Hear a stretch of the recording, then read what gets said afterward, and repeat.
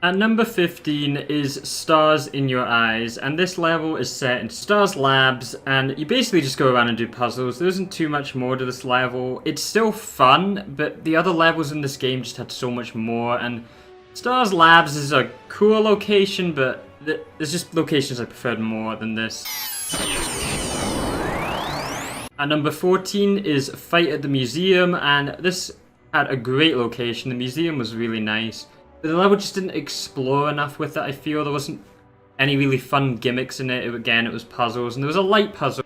But it just didn't take advantage of a museum setting as much as I would have liked. And it had a cool boss fight at the end, though, with Black Adam and Shazam.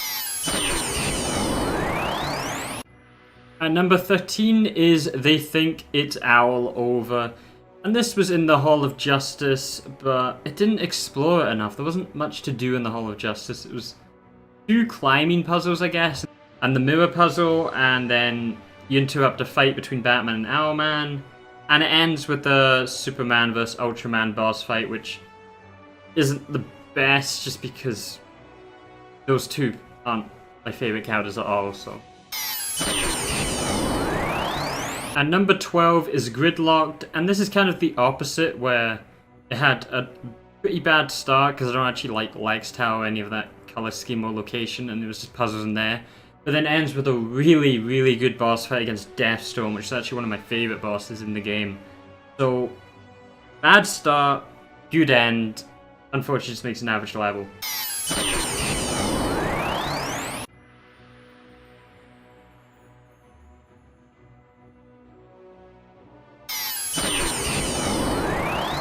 And number 10 is New Kid on the Block, the first level in the game, and a great tutorial for all the new gameplay mechanics in this LEGO game.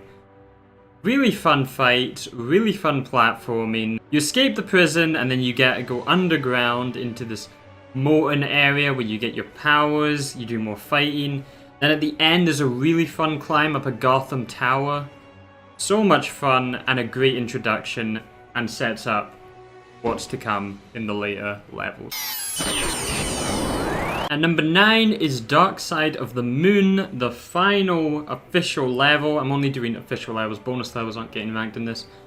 And this is just one big, massive boss fight between Darkseid. Starts with a smaller one, pretty easy to beat, but then he becomes massive and you use almost all the characters in the story. It's such an epic fight and a great ending.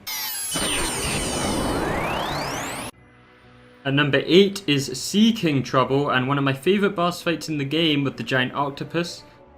And obviously the Sea King attacking you. Lots to dodge, lots of cool attacks, you're in an underwater cave, and then after the fight you get to go underwater for a bit. A lot of fun and a great level.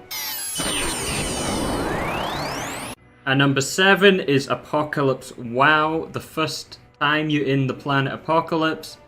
And Apocalypse looks amazing. And there's lava everywhere, and it's really demonic, apocalyptic looking. And you get a really fun turret section here where you're on this big, like, tank truck, and you've got to shoot all the things. Really interesting new way to play. Really fun collectibles. Just a great level. And at number 6 is the Harley and the Ivy. And this starts with what is such a reference to Batman Arkham Asylum's Poison Ivy fight. It's pretty much the same fight for all the Batarang and the massive flower. But then it just goes even further than that with climbing up this massive building and playing as all these cool villains. It's such a good level. There are so many levels in this game. Number 5 is I Can Barely Believe It. You're in Arkham Asylum, that's always a win for me. I love Arkham Asylum. And this was showing the whole goon mechanic where you have to use Joker goons to make a bridge across. Tons of fun puzzles. You get so many villains to play as here. And then at the end, Hugo Strange has a like horror stealth boss thing that he's made where you actually have to run away from it and shoot at it and hide from it. So much fun, so different, and I loved it.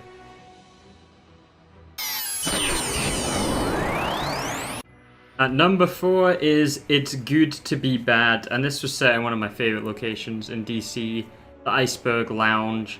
Got all my favourite Batman villains, got the SWAT members, you fight Nightwing, such a good level where you get to play as your favourite villains solving puzzles and fighting SWAT and police. So much fun.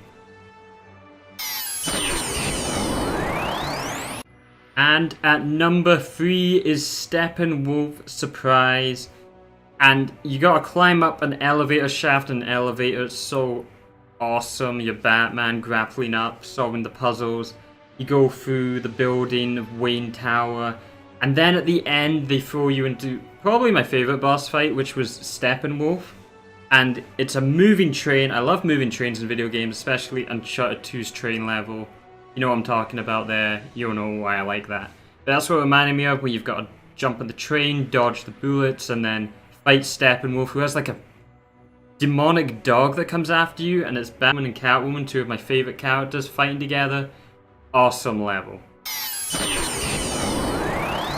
And at number 2 is Congratulations, and this just reminded me of Lego Indiana Jones. Straight up, it was just like a great Lego Indiana Jones level. So it just changed from a superhero game to Lego Indiana Jones, and I'm okay with that because the level was amazing.